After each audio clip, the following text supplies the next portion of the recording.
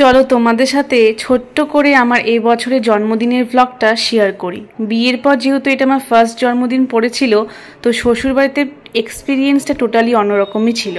শাশুড়ি মা সন্ধ্যের পরে এখানে আমার জন্য করেছিল গরম গরম পায়েস। ওদিকে কিন্তু আমি লুচির জন্য সুন্দর করে ময়দা মেখে গোল গোল করে রেখেছি, পরে আমি বেলে দিয়েছিলাম, শাশুড়ি মা সেটা ভেজেছিল।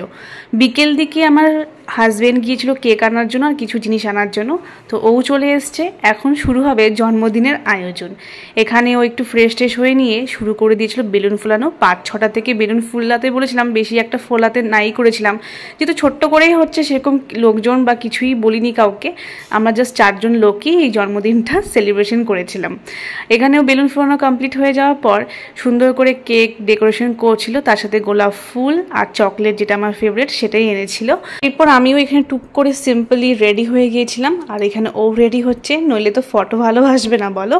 তারপরে এখানে যে কেকটা এনেছিল সেটা এনেছিল ব্ল্যাক ফরেস্টের উপর, যেটা খেতে ভীষণ টেস্টি ছিল। আর বেলুন লাগানোর এখানে কাজ চলছে, যেখানে আমি আর কি বসবো, তো কোনো রকম বেলুনটা লাগিয়েছিল ও ডবল টেপ দিয়ে, বাট ফ্যানের হাওয়াতে না বারবার খুলে যাচ্ছিল। তারপর এখানে কেক কাটিংটাও করে নিই আমি। সেই ছোটোবেলায় আমি কেটেছিলাম বাড়ির মধ্যে মা বাবার সাথে যখন ছিলাম। তারপর না বড় হয়ে যাওয়ার পর না সেভাবে আর বাড়িতে কাটা হয়নি, রেস্টুরেন্টে গিয়ে সেলিব্রেশনটা করতাম বেশিরভাগ আমি আর বিকাশ মিলে। তো বাড়িতে এবার অনেক বছর পরই কেকটা কাটলাম এখানে। তারপরে ওকে খাইয়ে দেওয়ার পর মা বাবা শ্বশুর শাশুড়ি আর কি সবাইকে খাইয়ে দিলাম। সবাই আমাকে এখন খাইয়ে দিচ্ছে আর এখানে আশীর্বাদ করছে। অনেকটা যেহেতু রাত হয়ে গেছিলো, ওই 10টা প্রায়, তো চলে গিয়েছিলো শ্বশুর শাশুড়ি খাওয়া দাওয়া করে ঘুমোতে। আর আমরা এখানে রিং লাইটটা এখন অন করে নিয়ে বেশ কিছু ফটো আর ভিডিও করব বলে বসেছিলাম।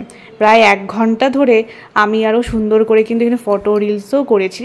আর ডেকোরেশনটা কিন্তু ওই করেছিল, এবার আমি কিচ্ছু হেল্প করিনি। বেশ কিছুটা ফটো আর ভিডিও বানানোর পর এখানে হয়ে গিয়েছিল আমাদের অনেকটাই লেট। আর এই ছোট্ট করে সেলিব্রেশন করার চক্করে বেডরুমের দেখো কি অবস্থা, আর এগুলো তো ক্লিনিং করতে হবে। তারপর ক্লিন করে ফ্রেশ ট্রেশ হয়ে নিয়ে এখানে ডিনার করতে বসে পড়েছিলাম। তো আজকে মিনি ভ্লগটা এখানে এন্ড করছি, দেখা হবে নেক্সট কোনো ভ্লগে। ততক্ষণ অনেক অনেক ভালো থেকো, সুস্থ থেকো।